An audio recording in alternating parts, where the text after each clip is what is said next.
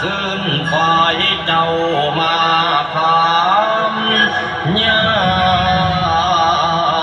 มนิคืน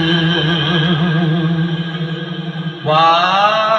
ละซื่นคนเจ้าอย่าย้อนทางไปอยู่แดนใดให้เจ้าดวนพลีพลัน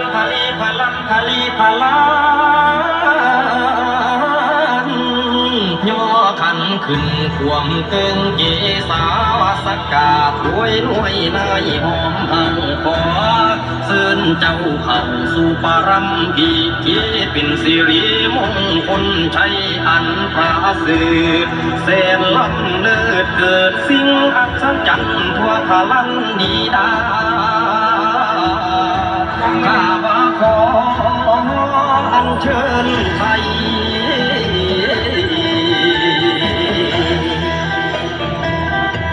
นะโมตัสสะภะคะวะโตอะระหะโตสัมมาสัมพุทธัสสะ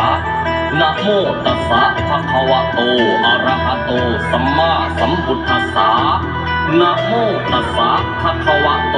อะระหะโตสัมมาสัมพุทธัสสะโอมนาคายะถาวิยังพุทธัง